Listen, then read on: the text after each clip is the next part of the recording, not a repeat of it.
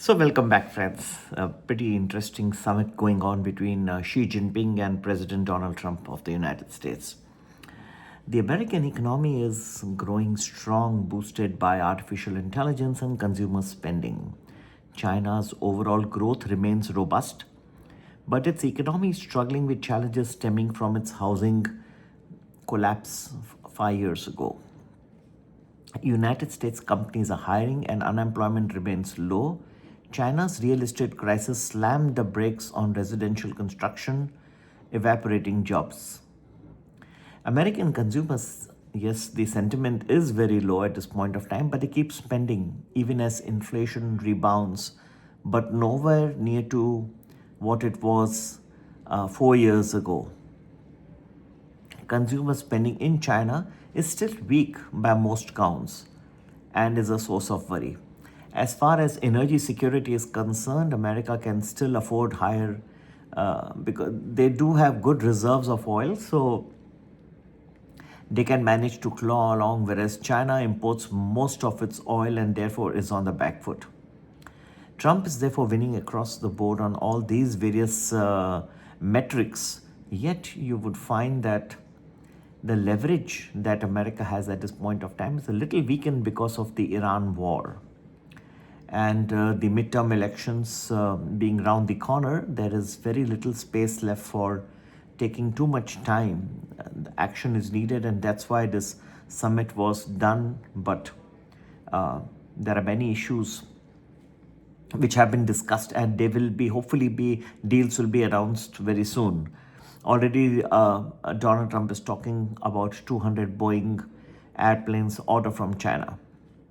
Now, America is facing a good amount of short-term problems. The consumer sentiment is at a new record low, and before the war with Iran began, it was already falling. But last week, it has fallen to record low. In a survey that dates back to the 1950s as the gas prices continue to surge.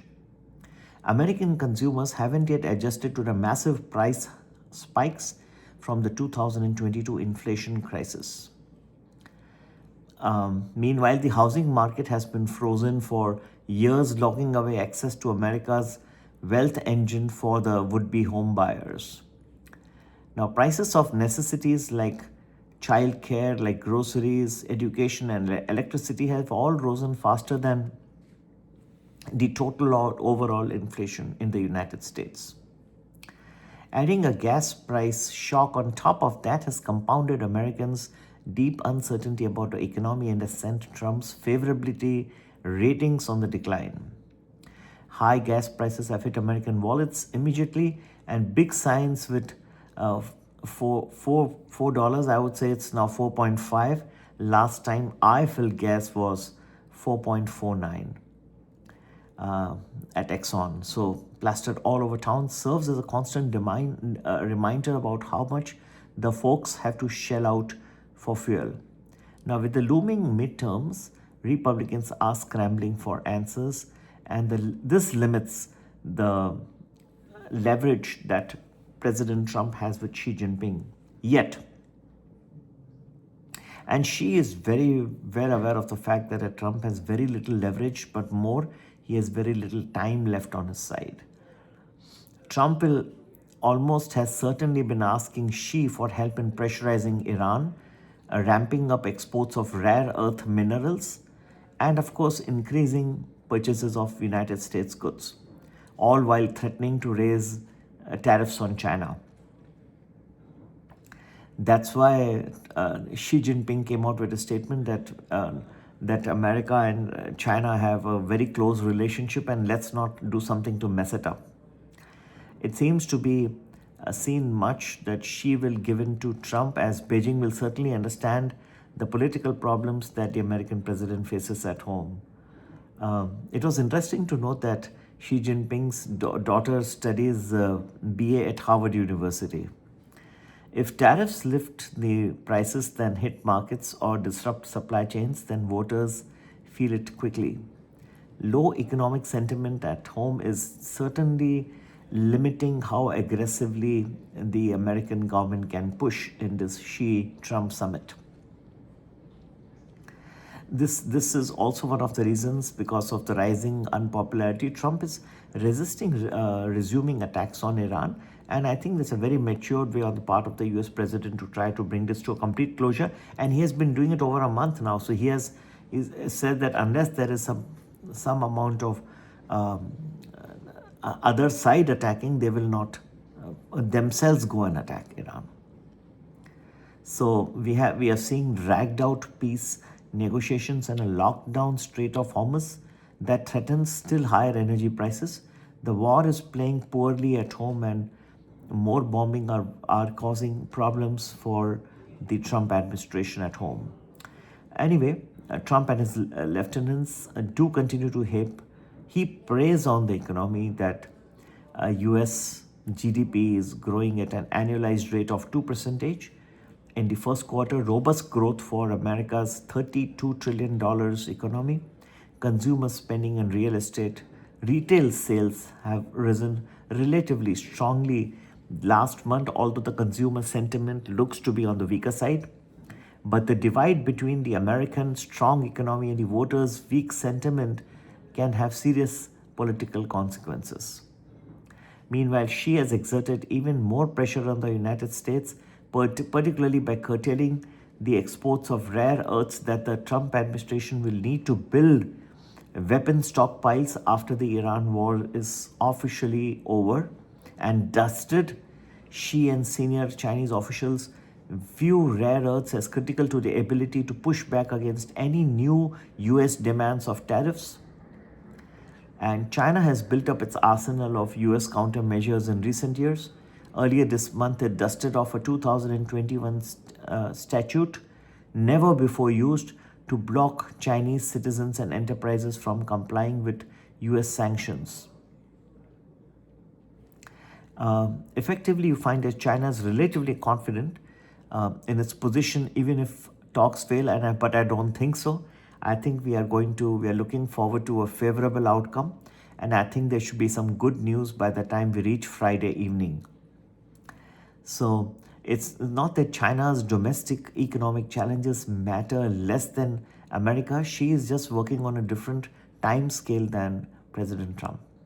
Chinese citizens continue to face financial strain.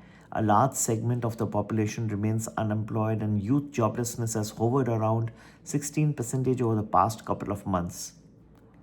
Consumer confidence has tumbled after 2021 because of a real estate crisis and a heavy-handed pandemic-era lockdowns. Sentiment has, of course, remained subdued ever since. Has not really recovered, whereas in other countries it has. Signs of a gradual recovery have begun to appear only in the past several months. So, China's relatively weak growth has added urgency to the government's push to reshape the economy. China's shifts to prioritize artificial intelligence and high-tech industries have sparked a boom in some sectors, but the gains have yet to percolate widely, and there still is not as much diffusion to the wider economy to make up for the jobs lost over the past decade. China wants, therefore, some help from the United States as well. She is asking Trump to extend a pause on harsh tariffs, and I think he will get some of it by Friday evening. He wants fewer restrictions on US technology for Chinese companies and greater access to US markets. I think he'll get that as well. You see Hansen Huang accompanying President Trump, and I think that's going to be for a reason. There's going to be more of NVIDIA chips, etc., which are going to enter China.